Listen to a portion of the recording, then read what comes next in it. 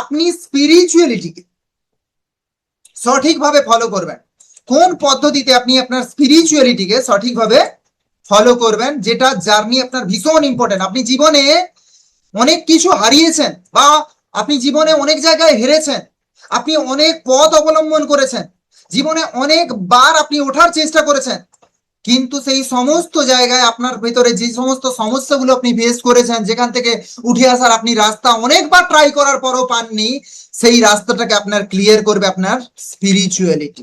এখন এই স্পিরিচুয়ালিটি কিভাবে ফলো করব, এই স্পিরিচুয়ালিটি ফলো করার আগে একটা স্টোরি এখানে বলাটা ভীষণ প্রয়োজন। একটা স্টোরি এখানে দিয়ে এটাকে এই সেশনটাকে আজকে শুরু করছি। দেখো,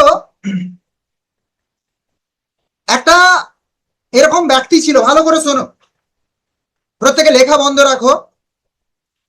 একটা এরকম ব্যক্তি ছিল যে প্রচন্ড পরিমাণে কথায় কথায় রাগ করত এবং তার সারাক্ষণই মাথার ভেতরে এতটাই কোথাও থেকে চিৎকার চেঁচামেচি কোলাহল চলতো এবং সে বাইরের জগতে যে কোনো মানুষকে চিৎকার চেঁচামেচি খোঁটা দেওয়া, দোষ দেওয়া, মেবি দেখা যাচ্ছে যে কাউকে খুব কথা শোনানো, গালাগালি পাড়া, রাগ দেখানো, এগুলো সবই করতো প্রত্যেক সেকেন্ডে, প্রত্যেক মুহূর্তে, তার কোনো সময়ই বন্ধ থাকতো না এবং সে সারাক্ষণই একটা হেজিটেশনের মধ্যে ভুগতো। আমি জানি না তোমাদের মধ্যে কতজন এরকম আছেন।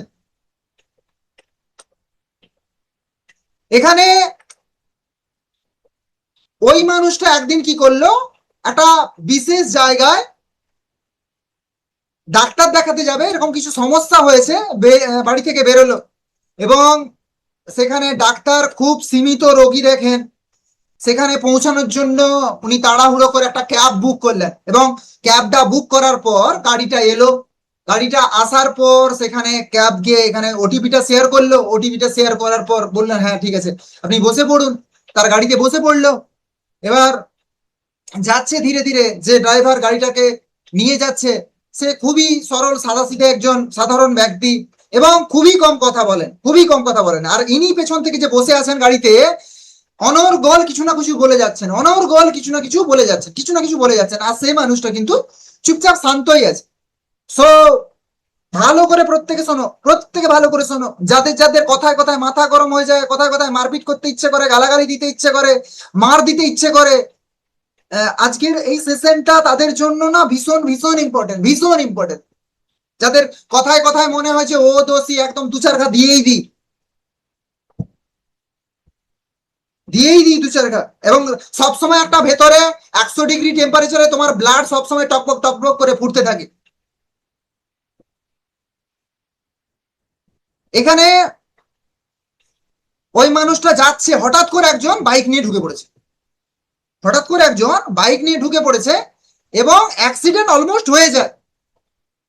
সে লোকটা গাড়ি ব্রেক করে দাঁড় করিয়েছে এবং যে লোকটা বাইকটা অলরেডি কোন রকম সিগন্যাল না দিয়ে ঢুকে পড়লো, সেই উল্টে দোষ দিচ্ছে, সেই উল্টে দোষ দিচ্ছে, হ্যাঁ তুমি গাড়ি চালাতে জানো না, তোমরা সব সময় এখানে দাঁড়াও, তোমরা রাস্তায় বেরোলে। দোষটা তারই ছিল, যে বাইকটা গাড়িটার সামনে এলো দোষটা তারই ছিল, অথচ সেই সেখানে উল্টে চিৎকার করা শুরু করেছে। আর পেছন থেকে সেই লোকটা, যে লোকটা চিৎকার চেঁচামেচি বেশি পছন্দ করে, বেশি করে, সেই লোকটা এসব দেখছিল আর ড্রাইভার সেখানে চুপ ছিল, কোনো কিছু বলেনি, অথচ লোকটার কোনো দোষ ছিল না, তার নিজের কোনো দোষ ছিল না। অপোজিট সাইডে যে বাইকটা আসছিল সেই এখানে চিৎকার চেঁচামেচি করছিল। কিছুক্ষণ পরে 2-5 মিনিট পরে আবার সেই বাইকটা চলে গেলে এই লোকটা আবার গাড়ি চালাতে শুরু করে চুপচাপই, একদম সাধারণ ভাবে। তো আবার কিছুটা অলমোস্ট সেখানে পৌঁছে যাবে, মানে ডাক্তারখানাটাতে পৌঁছে যাবে এরকম একটা সিচুয়েশন, সেই সিচুয়েশনের কিছুটা আগে আবার একটা এরকম মারুতি এলো, যে মারুতিটার সঙ্গে মুখোমুখি হয়ে যায় টক্কর। সেখানেও সেম টু সেম ভাবে অপোজিট সাইডের একটা ড্রাইভার অকথ্য ভাষায় কথা বললো, গালাগালি পারলো এবং সেই ড্রাইভারটা মুখ বুঝে সব শুনলো, যখন তার কোনো দোষ ছিল না। পেছন থেকে ওই লোকটা দেখছিল, যে লোকটা বসেছিল গাড়িতে, ওই লোকটা দেখছিল এবং এই সব হয়ে যাওয়ার পর যখন সে সরে গেল, তাকে কিছু বললো না, সরে গেল এবং সে সেখানে তাকে পৌঁছে দিল এবং গাড়ি থেকে যখন নামছে ব্যক্তিটা, ওই লোকটা যখন গাড়ি থেকে নামছে তখন তাকে পয়সা পেমেন্ট করছে, পয়সা পেমেন্ট করতে করতে জিজ্ঞেস করছে যে আচ্ছা একটা কথা তোমাকে জিজ্ঞেস করার ছিল ড্রাইভার, তোমার নাম কি? বললো আমার নাম এই। বলছে আমি দুটো সিচুয়েশন লক্ষ্য করলাম, তুমি দুটো সিচুয়েশনেই তোমার কোনো দোষ ছিল না, অথচ তুমি ওই দুটো সিচুয়েশনে চুপ ছিলে, এটার কি কারণ? এটার কি কারণ? তখন ওই ড্রাইভারটার উত্তরটা শুনুন প্রত্যেকে। ড্রাইভারটা বলছে, বলছে বাবু কোনোদিন আপনি ক্যাচড়ার গাড়ি দেখেছেন? বলছে হঠাৎ এই প্রশ্ন। বলছে বাবু কোনোদিন ক্যাচড়ার গাড়ি দেখেছেন, যেটাতে আহ, বাড়ির বিভিন্ন নোংরা ময়লা আবর্জনা তোলে, সেই ক্যাচড়ার গাড়ি কি দেখেছেন? বলছে হ্যাঁ দেখেছি, আমাদের বাড়িতে রোজ আসে। বলছে ওই ক্যাচড়ার গাড়িটাকে যদি একটু ভালো করে লক্ষ্য করে দেখেন, তাহলে নিশ্চয়ই এটাও লক্ষ্য করে দেখেছেন যে ওই ক্যাচড়ার গাড়িতে যখন ক্যাচড়া গুলো ভরে যায় না, তখন উপচে উপচে সাইড দিয়ে পড়তে থাকে। বলছে হ্যাঁ দেখেছি, কতবারই তো হয় এরকম উপচে উপচে পড়তে থাকে। বলছে আমি ওই সমস্ত লোকেদের কে পাত্তা দিই না যাদের ভেতরে ক্যাচড়া ভরে আছে আর উপচে উপচে ভরে আছে বলেই পড়ছে। যাদের ভেতরে ক্যাচড়া ভরে আছে, তাদের ভেতরে ভরে আছে বলেই উপচে উপচে উপচে উপচে পড়ছে। রাগ হোক, গালাগালি হোক, কিংবা অহংকার হোক, যা কিছু তোমার ভেতরে আছে ওগুলোই উপচে উপচে পড়ছে। আর আমি চাই না ওই সমস্ত লোকের ওই ক্যাচড়া গুলোকে আমি আমার ভেতরে ওদের সঙ্গে মুখ নেড়ে নিজের ভেতরে ভর্তি করি। আমার কথা ক্লিয়ার? হ্যালো? আপনারা আপনাদের জীবনে না এরকম সেম ক্যাচড়া অন্যান্যদের সঙ্গে মুখ লাগিয়ে ভরছেন প্রত্যেক দিন। কেন ভরছেন? বিশ্বাস করুন, আজকে স্পিরিচুয়ালিটি জার্নিতে আপনি পা রাখছেন, জীবনে প্রথমবার একটা বার কয়েকটা মাসের জন্য, আমি গ্যারান্টেড বলছি, কয়েকটা মাসের জন্য আপনি নিজেকে সম্পূর্ণভাবে সাইলেন্ট করে নিন। সাইলেন্ট। পৃথিবীর সব থেকে বড় হাতিয়ার যদি কিছু হয়ে থাকে, মানে অ্যাটম বোম, হিরোশিমা নাগাসাকিতে যে অ্যাটম বোম পড়েছিল না, তার থেকেও ভয়ঙ্কর হাতিয়ার হচ্ছে আপনার চুপ হয়ে যাওয়া। ভয়ঙ্কর হাতিয়ার, গ্যারান্টেড। আর চুপ হয়ে গেলেই না আপনার ভেতরের সমস্ত শক্তি আপনি ফিরে পেয়ে যাবেন, যেগুলো হারাচ্ছেন রোজ। গ্যারান্টেড বলছি, লিখে নিয়ে যান আজকে। আমি একটা এই বয়সের ছেলে যখন এই কথা বলছি না, আর আমার থেকে নাস্তিক গোটা পৃথিবীতে কেউ নেই। মানে আমার থেকে ভগবানকে না মানার, উপরওয়ালাকে না মানার নাস্তিক লোক গোটা পৃথিবীতে কেউ নাই। আর আমি এই কথা বলছি, একদম রিয়েলিটি বলছি, তুমি তোমার সমস্ত দিকটাকে ফেরত পেয়ে যাবে তুমি যদি চুপ হয়ে যাও। আজকে তোমার ভেতরে গজ গজ গজ গজ করে ভেতরে চলছে, ও খারাপ, সে খারাপ, সেই মানুষটা খারাপ, ও খারাপ, ও কিছু না। গোটা পৃথিবীকে জঘন্য মনে হচ্ছে, নোংরা মনে হচ্ছে, জেদ মনে হচ্ছে, আমার মা বাবা খারাপ, আমার পৃথিবীটা খারাপ। আজকে আচ্ছা, অনেক টিউশন স্যার খারাপ, স্কুলের স্যারেরা খারাপ, ম্যাডামরা খারাপ। Please stop your self, please stop your self. এবার আমি একটু ভেতরে যাচ্ছি। এই স্টোরিটা কার কার ক্ষেত্রে বোঝা গেল একটু চ্যাট বক্সটা অ্যাপ্লাই করুন তো, একটু দেখি কার কারা বুঝতে পারলেন আমার কথাগুলো। প্লিজ চ্যাট বক্সটা অ্যাপ্লাই করুন, কারা কারা এই স্টোরিটা বুঝতে পারলেন।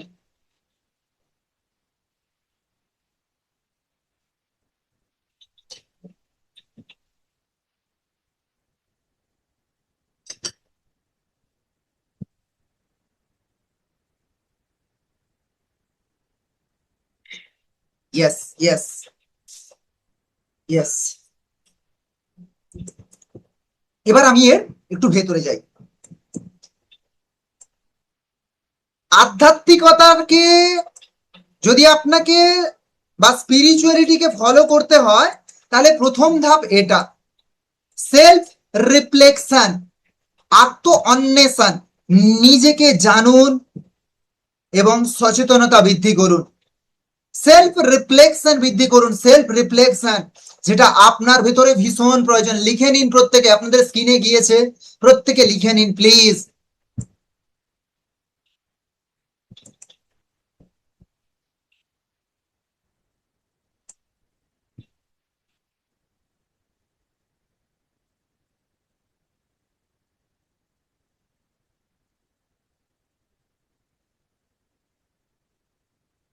যাদের যাদের সামনে 10, 12, 15 দিনে পরীক্ষা আছে, তারা সপ্তাহে এখানে দুদিনের বেশি ক্লাসে কেউই বসবেন না, যে সমস্ত স্টুডেন্টরা আছে তারা।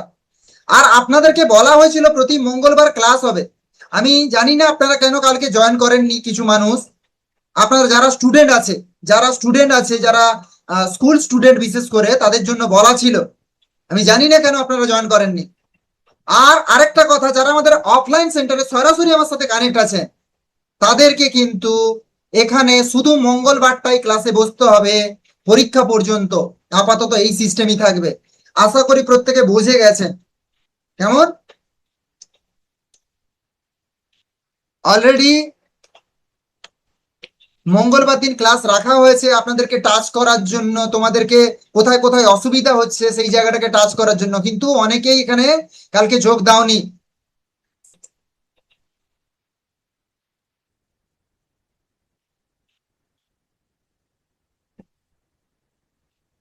আত্ম অন্বেষণ, নিজেকে জানুন। প্রতিদিন কিছুটা সময় নিরিবিলিতে বসে নিজের চিন্তা ভাবনা ও আবেগগুলোকে পর্যবেক্ষণ করুন। আমি কে, আমার জীবনের উদ্দেশ্য কি। শুধুমাত্র আমি গ্যারান্টি দিচ্ছি, বিশ্বাস করুন, আপনি টানা 21 দিন 10 মিনিটের জন্য নিজেকে এই প্রশ্নটা লিখে করুন। মানে একটা ডায়েরি নিয়ে বসুন এবং একদম নিরিবিলিতে, যেখানে কোনো কিচ্ছু নেই, কোনো ইলেকট্রনিক ডিভাইস নেই, কোনো ফোন নেই, কোনো মানুষ আপনাকে ডিস্টার্ব করার মতো নেই, সেরকম কোনো জায়গা, সেটা আপনার বাড়ির ছাদ হতে পারে, মেবি কোনো এরকম ন্যাচারাল প্লেস হতে পারে। সেখানে গিয়ে নিজেকে এই প্রশ্নটা করুন, আমার জীবনের উদ্দেশ্য কি, আর আমি এখানে কি করতে চাই। বিশ্বাস করুন, টানা 21 দিন এই প্রশ্ন নিজেকে করুন। আর সেম প্রশ্ন রাতে ঘুমানোর আগে নিজেকে করুন। যদি আপনার কাছে আজকে কিছু না দেখতে পান, আপনি দেখতে পাবেন জীবনের অনেক কিছু আপনি এতদিন দেখতেই পাননি, যেগুলো আপনার কাছে জল ছবির মতো ভেসে উঠবে।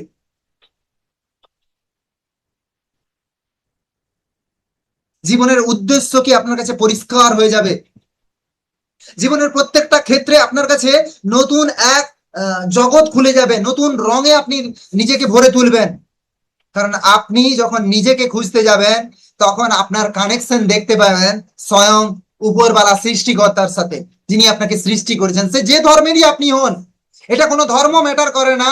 একটাই ধর্ম ম্যাটার করে, সেটা হচ্ছে মানবিক ধর্ম। আর নিজেকে খুঁজতে গেলেই আপনার কানেকশন কোথাও থেকে আপনি উপরওয়ালার সঙ্গে পাবেন।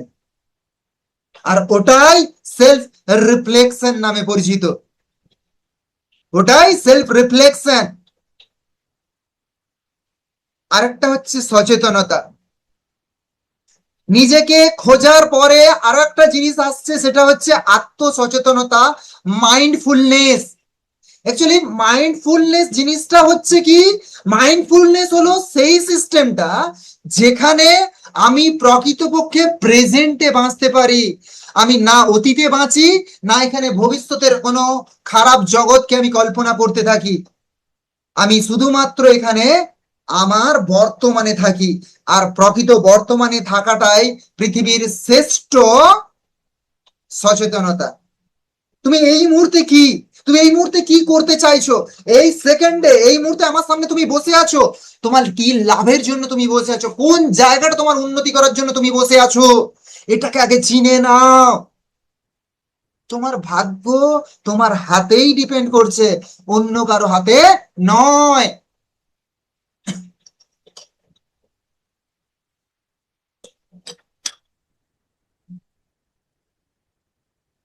এখানে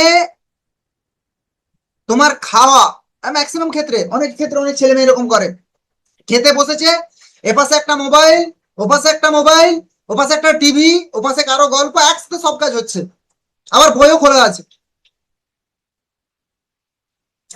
যে টাইমে যেটা করছো সে টাইমে সেটাতেই ফোকাস করো, সেটাতেই ফোকাস করো। হাঁটা বা কথা বলা, যে এনি টাইম, এনি টাইম তুমি হাঁটছো বা কথা বলছো, সেই টাইমেও কিন্তু সেম টু সেম ভাবে যার সঙ্গে কথা বলছো প্রপারলি মনোযোগ তার সঙ্গেই রাখো, সেভাবেই রাখো। তুমি এখানে বসে আছো, তোমার সম্পূর্ণ সচেতনতা যেন আমার উপরই থাকে, অন্য কোনো দিকে মন যতবারই ছুটে যাচ্ছে নিঃশ্বাস ধরে রেখে আমার উপর ফোকাস করো। তুমি ক্লাসে পড়ার সময় বা বইটা খুলছো সেই সময় তোমার ভেতরে কোথাও থেকে দেখা যাচ্ছে মন উল্টো দিকে ছুটছে, তুমি তোমার ভেতরে সচেতনতা বা মাইন্ডফুলনেস বৃদ্ধির জন্য,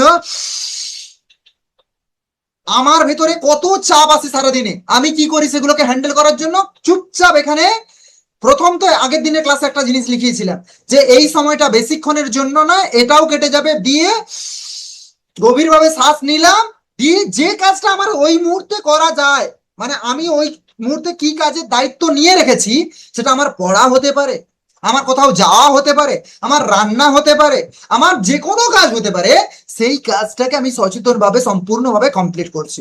কারণ তুমি যখন একবার এইভাবে শ্বাসটাকে গভীরভাবে গ্রহণ করে নিচ্ছ না, দিয়ে ধরে রাখছো, দিয়ে পজিটিভ কিছু ভাবছো, তোমার ভেতরে ম্যাজিক ক্রিয়েট হওয়া অমনি শুরু হবে। কারণ তুমি সেরাটোনিনের মতো হরমোনকে অলরেডি বের করবে তোমার ব্রেন থেকে, এটা মেশিন সিস্টেম তোমার সুইচ অন হলো। আমার কথা ক্লিয়ার কি? Hello, clear?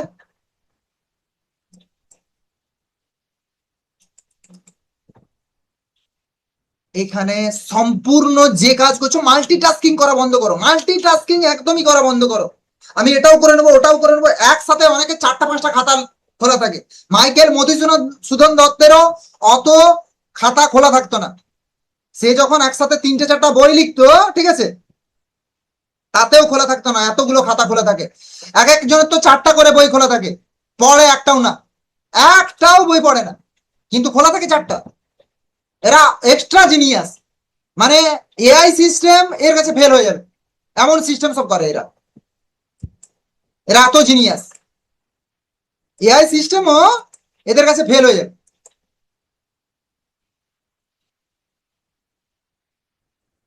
পুরো মনোযোগ দাও যখন যেটা করছো, মাল্টিটাস্কিং করা বন্ধ করো, এটাও করছি ওটাও করছি ওটাও করছি। আচ্ছা এই সময়ও দেখো, এই এত কিছু শুনছে তারপরেও পেছনে কিছু একটা করছে ক্যামেরা বন্ধ করে। স্যার আপনি কি করে বুঝলেন? আমি অন্তর্যামী, প্রথমেই বলেছি, আমি সব বুঝতে পারি তোমার। কোনো কোনো ছেলে মেয়ে তো স্যার আমি পরশুদিন ওটা নিয়ে ভাবছিলাম, আর আপনি সেটারই উদাহরণ দিচ্ছেন।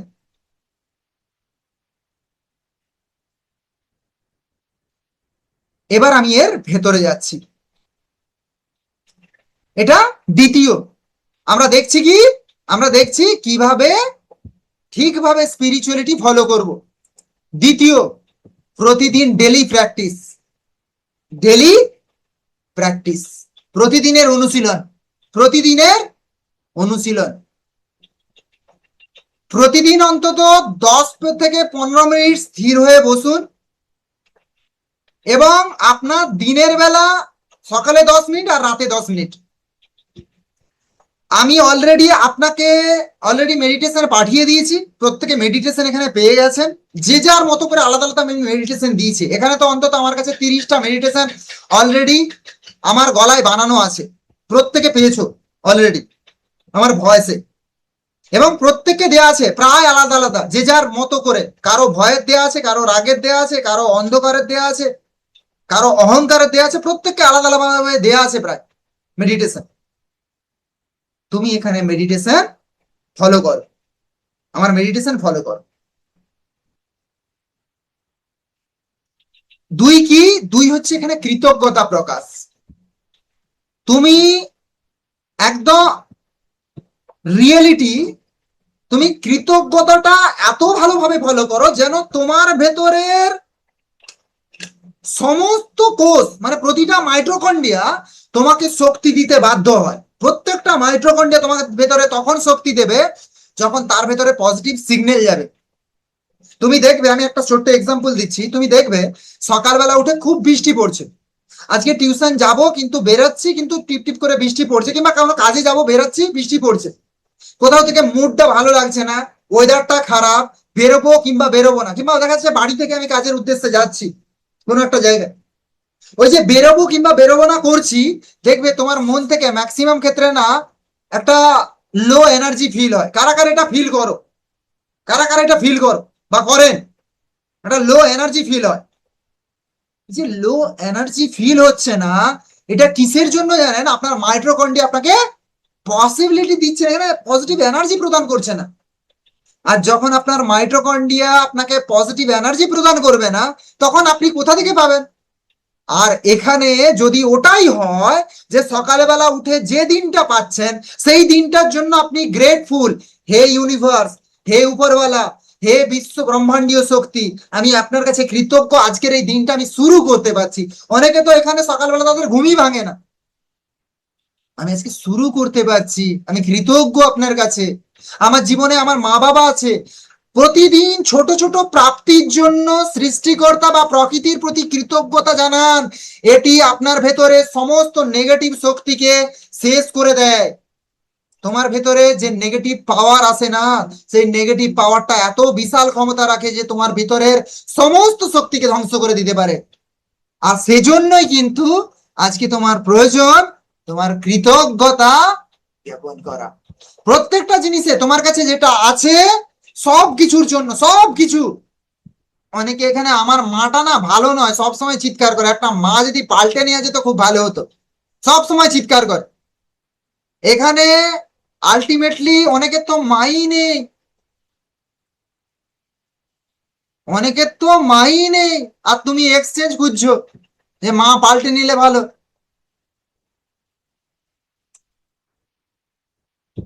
তাই না?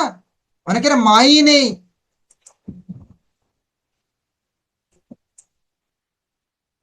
এখানে শুধু মা নয়, মা, বাবা, পৃথিবীর যে কোনো ব্যক্তি তোমার সঙ্গে আজকে কানেক্ট আছে, ইউনিভার্সের কাছে ধন্যবাদ জ্ঞাপন করো। এবং আজ পর্যন্ত যা কিছু ভুল এখানে কৃতজ্ঞতা দেখানোর ক্ষেত্রে অনেকে প্রত্যেকদিন সকালবেলা সন্ধ্যাবেলা একটাই কথা, আমার কাছে পয়সা নেই, আমি গরিব। সারা জীবন ধরে এই শব্দটা বলতে থাকো, সারা জীবন গরিব থাকার একটা পার্মানেন্ট রিচার্জ করে রাখো। স্যার ধনী বললে ধনী হয়ে যাব? আমি বলছি গ্যারেন্টেড হবে।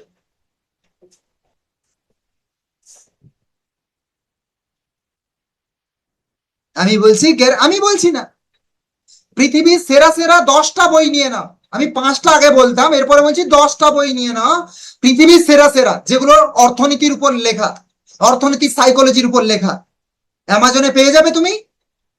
ওই বইটা, ওই 10টা বই তুমি ঘেঁটে দেখে নাও, যদি আমার কথা সত্যি না হয় তখন তুমি বলবে আমাকে। ওই 10টা বই ঘেঁটে দেখে নাও, ওই 10টা বইয়ে কি বলা আছে। যারা যারা নিজেকে মন থেকে, যার কাছে যা যত টাকা আছে, আমাকে বেশি টাকা নেই, আজকে 10 টাকা আছে, আমি এই ফিল্ডটাতে যেদিন এসেছিলাম 50 টাকা পকেটে ছিল আমার কাছে, 50 টাকা মাত্র। আমার কাছে কোনো ফ্যাক্ট নয়, এর আগে যে ফিল্ডটাতে ছিলাম আমি স্প্রাইটের বোতল খেয়েছিলাম, সেই স্প্রাইটের বোতলে 26 টাকা ছিল, আমি অনেক স্টোরি বলেছি।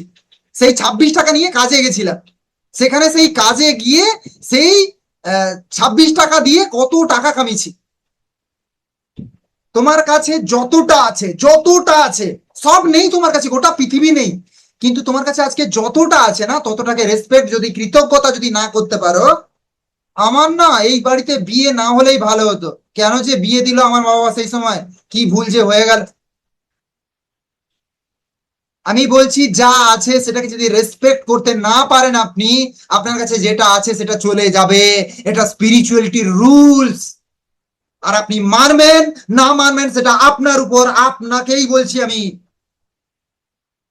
আপনি মানবেন না মানবেন আপনার উপর, ওটা যেটা আছে সেটাকে রেসপেক্ট করতে শুরু করুন। যদি না করেন, সেটা যেটা আছে না ওটাও চলে যাবে, ওটাও চলে যাবে, থাকবে না কিছুদিনের মধ্যে।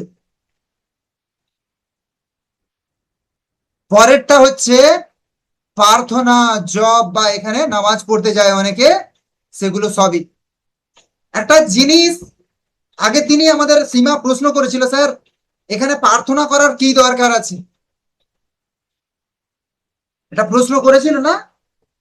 আমি বলছি আপনার খিদা পেয়েছে, ওই খিদাটা আপনার কান্নাকাটির ফলেই কিন্তু আপনার মা বুঝতে পারতো যে আমার ছেলেটার বা মেয়েটার খিদে পেয়েছে, তাই না? হ্যালো, আপনার যখন ছোটবেলায় খিদে পেত, আপনি যখন কান্নাকাটি করতেন, তখনই তো আপনার মা বাবা বুঝতে পেরে যেত যে আমার ছেলেটাকে বা মেয়েটাকে খাওয়াতে হবে, গিদুল নিয়ে কিংবা কিছু নিয়ে বসে পড়তো খাওয়াতে। আমার কথা ক্লিয়ার নয়? হ্যালো, আজকে আপনার কাছে সেই সময়টা আছে, আর প্রার্থনার অনেক বড় পাওয়ার আছে। যারা যারা নামাজে যান, তাদেরও এই নামাজের অনেক বড় পাওয়ার আছে, অনেক বড় পাওয়ার। আর যারা মন্দিরে গিয়ে কিংবা দেখা যাচ্ছে কোথাও থেকে বাড়িতে বসেও প্রার্থনা করেন, অনেক বড় পাওয়ার আছে, অনেক বড় পাওয়ার। ইভিন আমি একটা ইন্টারভিউতে এখানে দেখিয়েছিলাম, আহ, সেখানে আমির খান বলছে যে আমি এই যে আপনাদেরকে হাত জোড়ো করাই না, আমির খান কপিল শর্মা শোয়ে এসে বলেছিল, আমি জানি না এখানে আমি কাটলে আবারও আমার ভিডিওটা এডিট করতে অসুবিধা হয়, মানে দিতে অসুবিধা হয় তাদেরকে।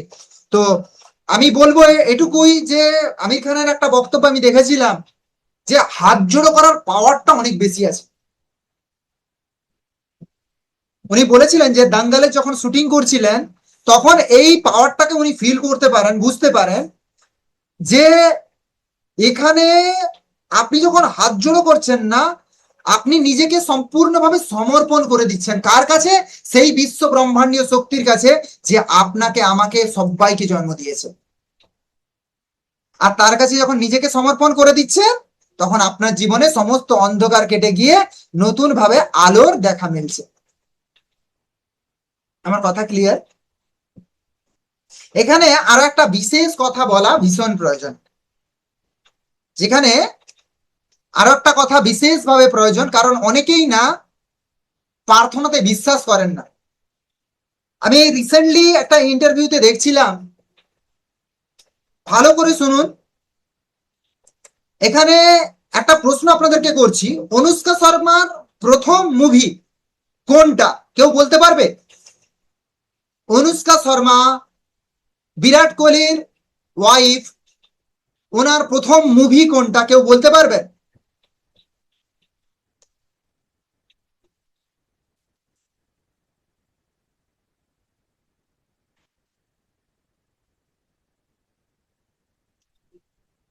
একদম, দেখি কে বলছে উত্তরটা।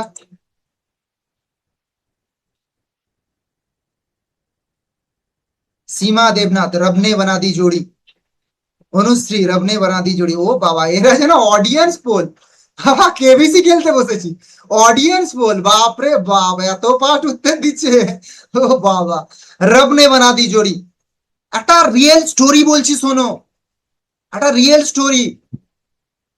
আমি এই মুহূর্তে ভিডিওটা দেখাচ্ছি না, এবং আমার কাছে প্রমাণও আছে, অনুষ্কা নিজের মুখে বলছে। আমি এই মুহূর্তে ভিডিওটা দেখাচ্ছি না, অন্য কোনো দিন দেখিয়ে দেবো, কারণ এখানে রেকর্ডিং এ অসুবিধা হবে তার জন্য। কারণ এইটা অনেকে ক্লাসে আসেনি আজকে, তারা এখানে চাইবে যে স্যার রেকর্ডিংটা দিন, ঠিক আছে? তখন আমাকে প্রচন্ড পরিশ্রম করতে হবে। যাই হোক, আমি কাটছি না। অনুষ্কা শর্মা বলছে যে একটা রিয়েল স্টোরি আমি আজকে সবার সামনে আনছি, রিয়েল স্টোরি। বলছে আমার প্রথম মুভি রবনে বানাদি জোড়ি, আমি যেদিন সাইন আপ করলো আমাকে, যশরাজ চোপড়ার ফিল্ম, এটা জানেন তো সবাই, যশরাজ চোপড়ার ফিল্ম এটা, ঠিক আছে? বিখ্যাত ডাইরেক্টর যশরাজ চোপড়া। ওই যশরাজ চোপড়া যেদিন এই ফিল্মটা আমাকে দিয়ে সাইন করালো, প্রথম মুভি আমার শাহরুখ খানের সাথে, আর ওই দিন আমি বাড়ি ফিরলাম, আমার মা আমাকে একটা তার রুমে নিয়ে গেল। Real story. আমার রুমে, আমাকে রুমে নিয়ে গেল, এবং যেখানে পূজা হতো আমার বাড়িতে, সেখানে আমাকে নিয়ে গেল, এবং সেখানে একটা কাগজে অলরেডি আমার মা যখন থেকে তার মেয়েকে নিয়ে কিছু ড্রিম দেখছিল, স্বপ্ন দেখছিল, সেখানে আজ থেকে অনেক বছর আগে কাগজে লিখে রেখেছিল আমার মেয়েকে দিয়ে যশরাজ চোপড়ার প্রথম মুভি সাইন করাবে। ভাবো, এটা reality, real story, real story বলছি একদম। কোনো ফেক না। তোমার লাইফে আজকে আমি শুধু বলছি তোমার গোলটাকে না তুমি লেখো, এবং সেটাকে আমি আমি যেভাবে করি তার একটু এক ঝলক দিয়ে দিচ্ছি, পারলে তোমরা এখানে তুলে নাও। আমি যেভাবে এখানে শূন্য থেকে এখানে পর্যন্ত এসেছি সেটার এক ঝলক আমি তোমাদেরকে দিচ্ছি। আমি প্রার্থনা কিভাবে করি, আমি প্রার্থনা কিভাবে করি, যার ফলে আমার প্রার্থনায় এতটা জোর থাকে যে আমি সমস্ত স্পিরিচুয়ালিটির সঙ্গে নিজেকে কানেক্ট এবং ফিল করতে পারি। আমি এই মুহূর্তে ফিল করছি আমার ইউনিভার্স আমাকে প্রত্যেক মুহূর্তে দেখছেন, এবং আমার সমস্ত আওয়াজটা ওনার কাছ পর্যন্ত পৌঁছাচ্ছে। আর আমি দিন দিন প্রত্যেক দিন আমি নিজের গ্রোথ পাচ্ছি, উন্নতি পাচ্ছি। আমি তোমাদেরকেও বলবো তোমরাও সেই উন্নতি করতে হলে এই সিস্টেমেই প্রার্থনাটাকে রাখো, সে যে কোনো ধর্মেরই হও তোমরা। এখানে সব ধর্মের অনেক দু তিনটে ধর্মের মানুষ বসে আছেন, আপনারা ফলো করুন ওই সিস্টেমটাকে। সে আপনি গডকে মানুন, ভগবানকে মানুন, কিংবা আল্লাহকে মানুন। আমি তো নর্মালি হাত জোড়ো করে করি, যারা মুসলিম তারা এইভাবে দোয়া করেন যেভাবে সেভাবে করতে পারেন, আর যারা এখানে খ্রিস্টান ধর্মের আছেন তারা যেভাবে পারেন সেভাবে করবেন। আচ্ছা, এটা দুরকম ভাবেই করা যায়, মুখে বলেও করা যায় আর মনে মনেও করা যায়, ঠিক আছে? বলে দিচ্ছি। আমি নর্মালি এইভাবে করি: হে বিশ্ব ব্রহ্মাণ্ডীয় শক্তি, আজ আমি নিজেকে সম্পূর্ণভাবে সমর্পণ করছি আপনার কাছে।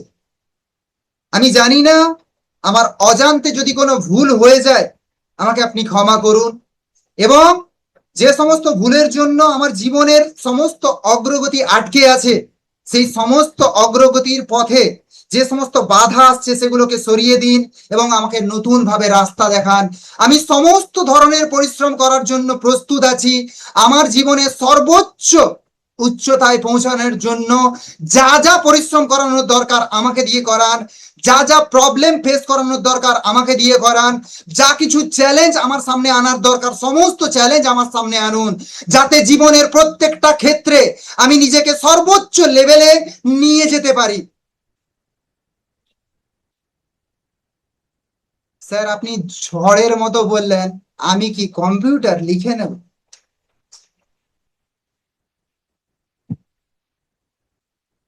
রেকর্ডিং আছে, পজ করে করে শুনে নেবেন, হ্যাঁ, প্রত্যেকে পেয়ে যাবেন রেকর্ডিং। আমি গ্যারান্টেড বলছি, এই লাইনগুলো সামনের কয়েক মাস সম্পূর্ণ যেভাবে তুমি কাউকে ফোনে বলছো বা কাউকে সরাসরি তোমার মা বাবাকে বলছো, এরকম মনে করে তুমি বলো একদম বিশ্বাসের সাথে, বিশ্বাসের সাথে, যে কেউ আমার আওয়াজ শুনছে, কেউ আমার আওয়াজ শুনছে। গ্যারেন্টেড বলছি, এই বিশ্বাসটা তোমাকে একদিন যা চাইছো সেখানে তোমাকে পৌঁছে দেবে। গ্যারেন্টেড কথা দিচ্ছি এতগুলো লোকের সামনে, গ্যারেন্টেড বলছি। এবং আমার রেকর্ডিং থাকছে ইউটিউবে, এই ভিডিওটা আপলোড হবে, ফেসবুকে আপলোড হবে, ইনস্টাগ্রামে আপলোড হবে। আমার কথা ক্লিয়ার হলো?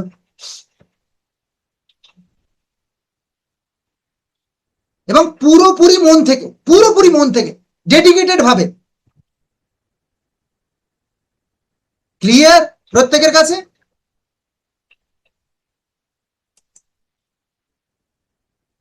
এবার আমি একটু এর তৃতীয় পোর্শনটাতে যাই।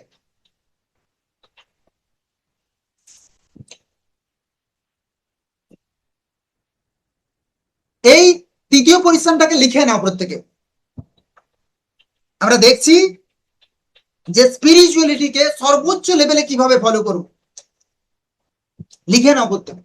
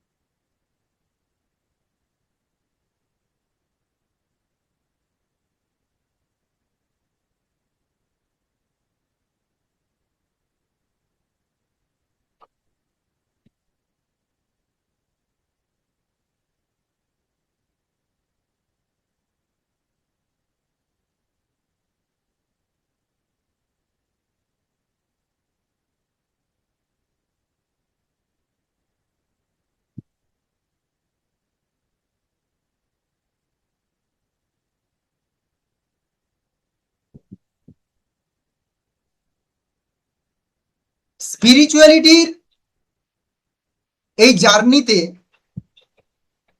আমরা দেখছি জীবনযাত্রার পরিবর্তন, অহিংসা ও সেবা, অন্যদের প্রতি দয়ালু হন এবং নিঃস্বার্থভাবে মানুষের সেবা করার চেষ্টা করুন।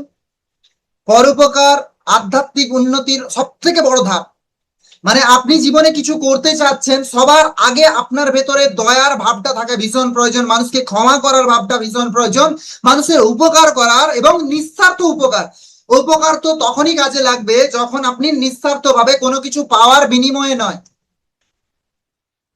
কোনো কিছু পাওয়ার বিনিময়ে ছাড়া আপনি এখানে উপকার করবেন, তখন এখানে সেটা কাজে লাগবে আপনার। আর তাই এখানে অহিংসা এবং পরের উপকার করার চেষ্টা করাটা, এই দুটোই কিন্তু এখানে সম্পূর্ণভাবে আধ্যাত্মিকতার উন্নতির দিকে আপনাকে নিয়ে যাচ্ছে। সততা ও নৈতিকতা, কথা ও কাজে স্বচ্ছতা বজায় রাখা আধ্যাত্মিক পথের প্রথম শর্ত। আপনি নিটনেস রাখুন, আপনাদেরকে বলেছিলাম নিটনেস রাখাটা ভীষণ প্রয়োজন, সততা রাখাটা ভীষণ প্রয়োজন, এবং সেই স্বচ্ছতার সাথে যেখানে আপনি নিজেকে সম্পূর্ণভাবে আধ্যাত্মিকতার সঙ্গে যুক্ত করতে চাচ্ছেন, স্পিরিচুয়ালিটির সঙ্গে যুক্ত করতে চাচ্ছেন, সেটা ভীষণ ইম্পর্টেন্ট। তাই সৎ থাকুন, প্রত্যেকটা বিষয়ে সৎ থাকুন, প্রত্যেকটা বিষয়ে। একটা স্টোরি বলবো, একটা স্টোরি এখানে আমি শোনাবো, এবং প্রত্যেকে যদি লেখা হয়ে যায় আমারটাকে প্রপারলি শুনুন, প্রত্যেকে প্রপারলি আমারটাকে শুনুন।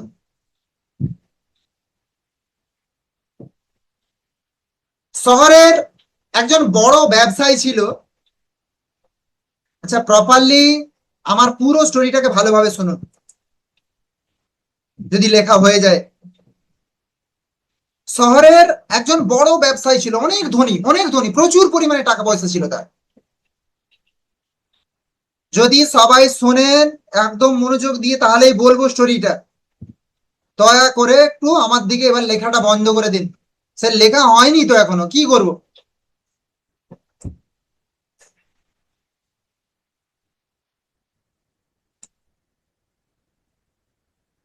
শহরের একজন খুব বড় বিজনেসম্যান, যিনি তার সারা জীবন ধরে বহু পয়সা ইনকাম করেছেন এবং সমস্ত দিক থেকে উন্নতি করেছেন, সমস্ত দিক থেকে তার কাছে কোনো কিছুরই অভাব নেই। কোনো, ভালো করে শুনুন, কোনো কিছুরই অভাব নেই, এবং তার পরিবার তার পাশে আছে, তার পুরো সংসারে টাকা পয়সার কোনো অভাব নেই, তার কাছে জমি জায়গা সম্পত্তি কোনো কিছুর অভাব নেই, গয়না গাঁঠি সোনা দানা সমস্ত কিছু আছে, এভরিথিং। মানে একটা মানুষের কাছে যা যা থাকতে হয় সমস্ত কিছু তার কাছে আছে, গাড়ি বাড়ি চাকর বাকর সমস্ত কিছু দিয়ে পরিপূর্ণ। মানে পুরো এমন একটা ফ্যামিলিতে সে বাস করে যেখানে সমস্ত দিক থেকে সে পরিপূর্ণ। একদিন তার রিটায়ারমেন্টের সময় হয়েছে, এবং রিটায়ারমেন্টের কয়েকদিন আগে, ভালো করে শুনুন, রিটায়ারমেন্টের কয়েকদিন আগে তার জীবনে এরকম একটা রাত এলো, সারা রাত সে ঘুমোতে পারছে না, কোথাও একটা অস্থির ভাব কাজ করছে, কোন একটা মানসিক অশান্তি চলছে। ভালো করে শুনুন, ওই মানসিক অশান্তিটার সিচুয়েশনে ওই মানুষটা, কি হচ্ছে, ডাক্তার ডাকা হলো, ডাক্তার বিভিন্ন রকম টেস্ট করলো, টেস্ট করার পর ডাক্তার দেখলো যে না, এটা তেমন কোনো ভেতরে অসুবিধা নেই শরীরে, এটা একটা মানসিক সমস্যা ভেতরে। কোথাও থেকে 2-4 দিন রেস্টের প্রয়োজন আছে, আপনি অনেক দিন ধরে অফিসে গিয়েছেন এবং বিভিন্ন বিজনেসের দায়িত্ব সামলেছেন, তার জন্য আপনার এটা হয়েছে, আপনি রেস্ট করুন। কিছু ঔষধ দিয়ে গেল এবং রেস্ট নিতে বললো, 2-4 দিন ঠিক হয়ে যাবেন, কোনো কিছু প্রবলেম নেই, ডাক্তার দেখে বলে গেল। তো অলরেডি সেদিন ডাক্তার দেখে যাওয়ার পর, খাওয়া দাওয়া করার পর রাত্রিতে ঘুম আসছিল না কোনো পরিস্থিতিতে, কোথাও একটা সেই রকমই অশান্তি কাজ করছিল, ঘুম আসছিল না। রাত্রি তখন প্রায় 3টে 3:30 বাজে, যখন আর কোনোভাবে এপাশ ওপাশ করে ঘুম আর ধরছিল না, সেই সিচুয়েশনে লোকটা কি করলো, এখানে বাগান বাড়িতে যেখানে গাছপালা আছে সেখানটাতে একটু ঘুরতে গেল, এবং সেখানে কি করলো, চপ্পলটাকে খুলে দিয়ে ঘাসের উপর হাঁটতে শুরু করলো। হালকা হালকা তখন 3:30-4টা বাজে, হালকা হালকা বাতাস দিচ্ছিল, খুব সুন্দর গরমকাল, খুব ভালো লাগছিল, নিজেরই বাগান বাড়ি। হঠাৎ করে লক্ষ্য করলো যে কোনো একটা কুকুর ওই বাগান বাড়িতে কোথাও থেকে তার এক ফালি চপ্পলকে নিয়ে দৌড়ে পালিয়ে যাচ্ছে। কোথাও থেকে এক ফালি চপ্পলকে নিয়ে দৌড়ে পালিয়ে যাচ্ছে। লোকটা কি করলো, এক হাতে আরেকটা চপ্পল নিয়ে সেই কুকুরটা পেছনে ধাওয়া করলো, যে যাতে চপ্পলটা দিয়ে দেয়। এবং লক্ষ্য করলো যে অনেকক্ষণ কুকুর সামনের দিকে ছুটে ছুটে যাচ্ছে, আর পেছন দিকে সেও ছুটে ছুটে ছুটে ছুটে আসছে। ধীরে ধীরে এমন একটা জায়গায় পৌঁছালো, লোকটা দেখতে পেল যে সেখানটাতে কোথাও থেকে, কোনো একটা জায়গা থেকে একটা মানুষের কান্নার আওয়াজ ভেসে আসছে। প্রায় 4টা 4:30 বাজে, প্রায় 4টা 4:30 বাজে, তখন কারো কান্নার আওয়াজ ভেসে আসছে। লোকটা এখানে চারিদিকে ঘুরতে লাগলো যে কোথায় কান্না, কোথা থেকে, কোন দিক থেকে কান্নার আওয়াজটা আসছে। এখানে যখন চারিদিক খোঁজ করলো, দেখতে পেলো একটা ভাঙা কুটির, একটা ভাঙা ঘর থেকে ওই কান্নার আওয়াজটা আসছে। আর কুকুরটা সেখানে তার চপ্পলটা ছেড়ে দিয়ে চলে গেছে অলরেডি। লোকটা চপ্পলটা পরে পালিয়ে যাবার কথাই ভাবছিল, এমন একটা সময় আবারও কান্নাটা জোরালো হলো। ভালো করে শুনুন, আবারও কান্নাটা জোরালো হলো। লোকটা ভাবলো যে এত কিছু ঝুট ঝামেলায় আমার পড়ে লাভ নেই, আমি আমার চপ্পল পেয়ে গেছি, আমি আবার আবার ফিরে যাই। কিন্তু কোথাও থেকে তার একবার মনে হলো যে একবার গিয়ে দেখি। সো সেখানে বাইরে থেকে, দরজাটার কাছে গিয়ে বাইরে থেকে টোকা দিল যে রুমে কেউ আছেন। এবং সেখান থেকে 2-3 বার ডাকার পর একজন বৃদ্ধা বয়স্ক বৃদ্ধা এগিয়ে এলো এবং বলল যে আসুন বাবু। হঠাৎ করে এই ধরনের কথা শুনে লোকটা অবাক হলো, যে আসুন বাবু বলছেন, আপনি কি আমাকে চেনেন? এবার আসল গল্পের টুইস্ট। আপনি আমাকে চেনেন না, কাঁদছেন কেন 1 নম্বর, আর আসুন বাবু বলে সম্বোধন করছেন, আপনি অবাক হননি এখানে আমাকে দেখে এটা কেন? তখন মেয়েটা বলছে যে আমি বহু জায়গায় আমার এই ভেতরে একটা নাতনি শুয়ে আছে, যার একটা বিরল রোগ হয়েছে, সেই রোগটা দেখানোর মতো আমার কাছে পয়সা নেই। এবং আমি বহু জায়গায় ডাক্তারের কাছে গিয়েছি, তাদের কাছে খরচ অনেক বেশি। কালকে একটা আমি মন্দিরে গেছিলাম, সেখানে একজন বাবা বসেছিলেন, তিনি আমাকে একটা প্রসাদের টুকরো আমার হাতে দেন এবং বলেন এটাকে খেয়ে নাও, এবং কালকে সকালবেলা 4টার সময় তুমি প্রচুর পরিমাণে কান্নাকাটি করতে থেকো, তোমার সমস্যার সমাধান হয়ে যাবে। ভালো করে শুনুন, কালকে ভোরবেলায় 4টার সময় উঠে তুমি কান্নাকাটি করতে থাকো, তুমি প্রচুর পরিমাণে কান্নাকাটি করবে, শুধু কান্নাকাটি করবে, তোমার সমস্যার সমাধান তুমি পেয়ে যাবে। এবং দেখালো তার নাতনি শুয়ে আছে বিছানায়, যে সম্পূর্ণভাবে মৃত্যুর সঙ্গে নড়ছে। এই নাস্তিক ব্যক্তি, যে ঈশ্বরে কোনোদিন বিশ্বাস করেনি আজ পর্যন্ত, তার জীবনে কোনোদিন সে ভগবানকে মানতো না, উপরওয়ালাকে কোনোদিন বিশ্বাস করতো না, যার কাছে মনে হতো ভগবান বলে, উপরওয়ালা বলে কিছুই নেই, সেই লোকটা সেদিন বুঝতে পারলো যে আসলে ইউনিভার্সিটি তাকে এখান পর্যন্ত এনেছে তার ওই দান ধ্যান দয়ালু ভাবটাকে প্রকৃত টেস্ট করার জন্য। আমার কথা ক্লিয়ার হলো প্রত্যেকের কাছে? এবং সে ওই মহিলাকে তার কোম্পানিতে কাজ দিল, এবং ওই মেয়েটার, ওই অসুস্থ মেয়েটার সম্পূর্ণ চিকিৎসার দায়িত্ব নিল। এবং লোকটা সারা জীবন ধরে ঈশ্বরের কাছে, উপরওয়ালার কাছে কৃতজ্ঞ থাকলো তার এইটুকু দানের জন্য, এবং সারা জীবন ধরে তার কোনোদিনই আর কোনো রকম অসুবিধা হলো না লাইফ লাইফে এইটুকু স্টোরি আপনার লাইফের অনেক কিছু জায়গাকে অনেক ভাবে মোড় ঘুরিয়ে দিতে পারে। জীবনে যারা যারা ভাবছেন না আমার সাথেই কেন হচ্ছে, প্রথমত কুকুরটা ওই যে চপ্পল নিয়ে গেল না, আপনার মুখ থেকে কত রকমের গালাগালি আসতো যার কোনো সীমা থাকতো না। আমার বাটা কোম্পানির খাদিমসের, আমার এই আমার ওই কোম্পানির চপ্পল। লাইফে যা ঘটছে একসেপ্ট করতে শুরু করুন। স্পিরিচুয়ালিটি জার্নিতে ইউনিভার্স আপনাকে প্রত্যেক মুহূর্তে দেখছে যে আপনি যে ধর্মেরই হন, যে ধর্মেরই হন, আপনি আমার সামনে এমনি এমনি বসে নেই, বিশ্বাস করুন একদম রিয়েলিটি বলছি। আপনি আপনার আমার সামনে এমনি এমনি বসে নেই, ইউনিভার্স চেয়েছে বলেই আপনি আমার সামনে বসে আছেন। আমি আপনাকে কোনো যোগ্যতা রাখি না শেখানোর।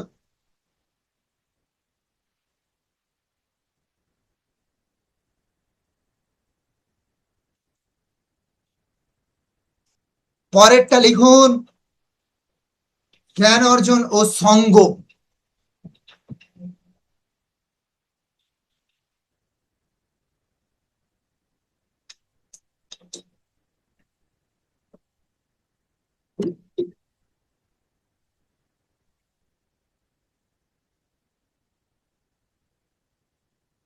একটু তাড়াতাড়ি করবেন, সময় কিন্তু অল্প আছে, একটু তাড়াতাড়ি করবেন প্লিজ।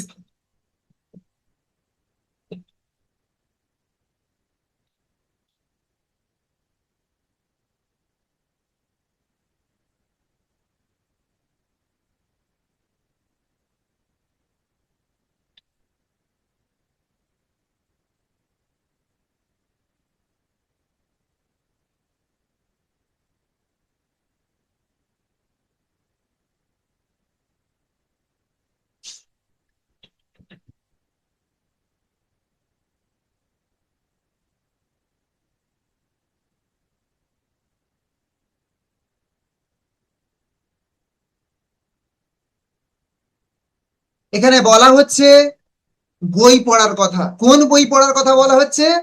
আপনি যে ধর্মে সেই ধর্মের বই পড়ার কথা বলা হচ্ছে, এবং সেই বইটাকে প্রপারলি ভাবে অর্জন করা। কারণ প্রত্যেকটা ধর্মেরই, আমি হিন্দু ধর্মের কথা বলছি, কিছু মানুষ আসলে না শ্রীমদ ভাগবত গীতার নাম করে এখানে না প্রচন্ড পরিমাণে কিছু খারাপ জিনিস, খারাপ সিস্টেম তুলে দেয়। এবং আমি লক্ষ্য করে দেখেছি বহু ধর্মের ক্ষেত্রেই এই ধরনের কিছু গোঁড়ামি মানুষ সেই ধর্মে কিছু খারাপ জিনিস তুলে দেয় তাদের হাতে। তাই আমি বলবো প্রপারলি শিক্ষাটা নিন।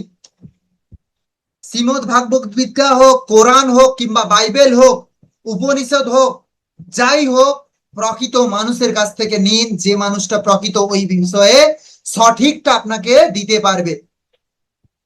দুই, এখানে সৎসঙ্গ, যারা আধ্যাত্মিক পথে চলছেন, যাদের সাথে সময় কাটালে আপনার আধ্যাত্মিক দিকটা অনেক হাইয়েস্ট লেভেলে যাবে, এটি আপনাকে অনুপ্রাণিত করবে, ভুল পথ থেকে আপনাকে সরিয়ে আনবে, সেই সমস্ত মানুষদের সঙ্গে সময় কাটান। স্পিরিচুয়ালিটি জার্নিতে আপনি বেস্ট ভার্সন নিজেকে বানাতে পারবেন। আমার কথা ক্লিয়ার? হ্যালো? এবার একটু এর ভেতরে যাচ্ছি। প্রকৃতির সাথে সংযোগ, প্রকৃতির সাথে সংযোগ 5 নম্বর। স্পিরিচুয়ালিটি কে অনেকে প্রকৃতি বলেও ডাকে, সম্বোধন করে। আপনি না অনেক ক্ষেত্রে দিনের শেষে যদি 2-5 মিনিট হলেও খোলা আকাশের নিচে একলা, কোনো ডিভাইস ছাড়া, কোনো ডিভাইস, ইলেকট্রনিক কোনো ডিভাইস ছাড়া আপনি যদি কাটান, নিজেকে দেখতে পাবেন যে সম্পূর্ণ জগৎ আপনার জন্য খুলে যাচ্ছে, সম্পূর্ণ শক্তি আপনি ফিরে পাচ্ছেন, সমস্ত কিছুই আপনার জন্য বেস্ট হচ্ছে। মাঝে মাঝে প্রকৃতির মাঝে সময় কাটান, পাহাড়, নদী বা বনের সান্নিধ্যে মনকে জাগতিক কোলাহল থেকে মুক্ত করে আধ্যাত্মিক চেতনার বিকাশ ঘটাচ্ছে ওটা। মনে রাখবেন, আধ্যাত্মিকতা মানে সংসার ত্যাগ করা নয়, বরং সংসারের সব দায়িত্ব পালন করে মনকে শান্তি স্থিরতা বজায় রাখা। এটি একটি দীর্ঘ যাত্রা, তাই ধৈর্য ধরে ছোট ছোট পদক্ষেপ দিয়ে শুরু করুন এবং আপনার নিজেকে একটা পজিটিভ এনার্জি প্রদান করার জন্য দিনের যে কোনো একটা সময় ইউনিভার্সের সব থেকে বড় উপহার, সব থেকে অন্যতম বেস্ট উপহার প্রকৃতি, সেই প্রকৃতির সঙ্গে নিজেকে সময় কাটান। অঙ্কিত বিশ্বাস, স্ক্রিন থেকে হাত সরাও, তোমার ফোনে স্ক্রিন থেকে হাতটা সরাও।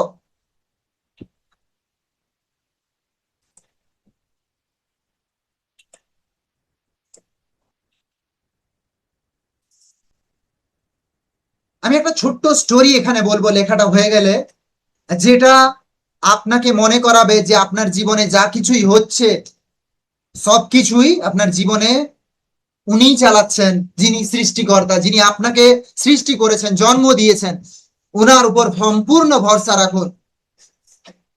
কোনো কিছুতে গজগজ করা, আপনার জীবনে কোনো খারাপ মানুষ এলে তাদেরকে কোথাও থেকে বিরক্ত হওয়া তাদের প্রতি, সেগুলোকে অ্যাভয়েড করুন।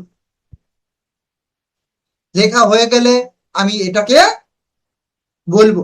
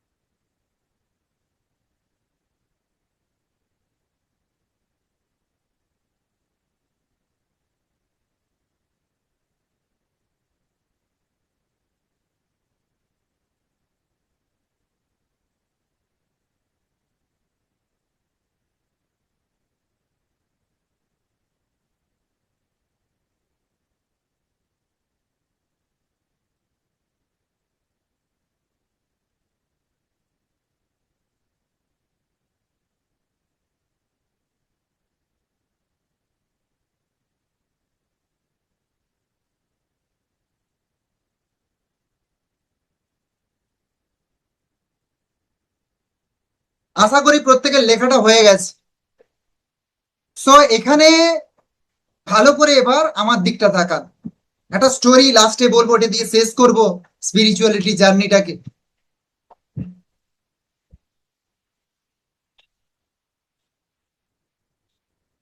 একটা পাখি কয়েকদিন ধরে একটা গাছের ভালো সন্ধান খুঁজছিল, কারণ সেখানে সে বাসা বানাবে, তার ছোট ছোট বাচ্চাগুলোকে নিয়ে থাকবে।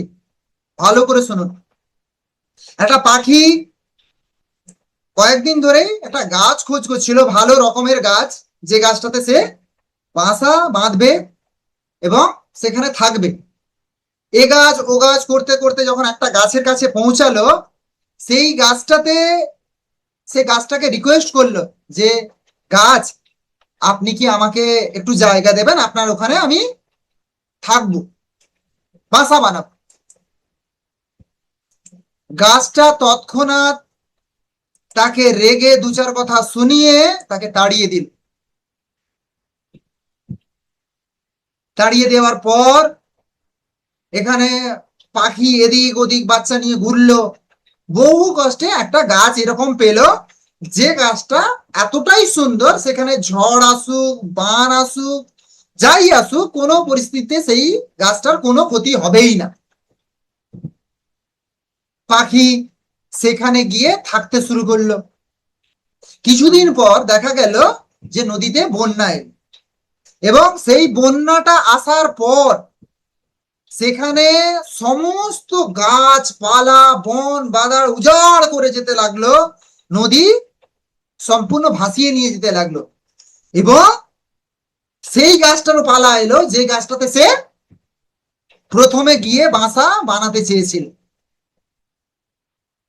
সেই গাছটাও যখন উপড়ে সেই নদীর স্রোতের সাথে ভেসে যাচ্ছিল, তখন পাখিটা সেই গাছটাকে দেখে হাসছিল, বলছে ঠিক হয়েছে তোর, তুই আমাকে ওখানে বসতে দিসনি, আর তোর দেখলি তো কি হলো অবস্থাটা।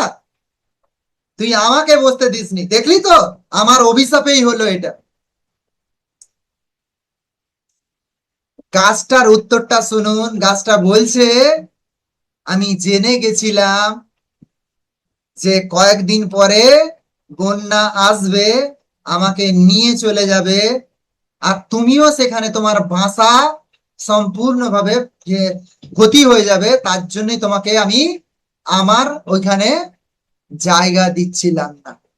তোমার জীবনে, আপনার জীবনে যদি কোনোদিন এরকম কোনো অপ্রত্যাশিত জিনিস ঘটে যায়, যেখানে আপনি অনেক বেশি বাধাপ্রাপ্ত হচ্ছেন অনেক চেষ্টা করার পর, তাহলে সব সময় এটা মাথায় রাখবেন যে আপনাকে ইউনিভার্স ওটার থেকে বেটার কোনো প্ল্যান আপনাকে দিতে চাইছে।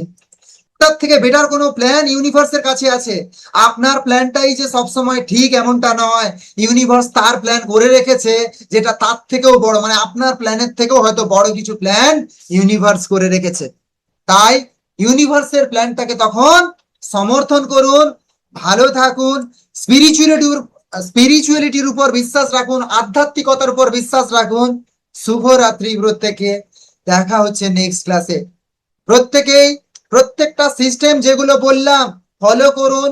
বাড়িতে যারা যারা এখনো পর্যন্ত পুজো অর্চনা করেন না, সে ছোট কি বড় কি, প্রত্যেককেই বলছি 10 মিনিটের জন্য পরীক্ষার দিন শুধুমাত্র মা গো আজকের দিনটা প্রশ্নটা যেন সেরা পড়ে, মা যা পড়ছি সেই দিন মাকে প্রণাম, বাবাকে প্রণাম, গোটা 14 গোষ্ঠীর সমস্ত লোকজনকে প্রণাম।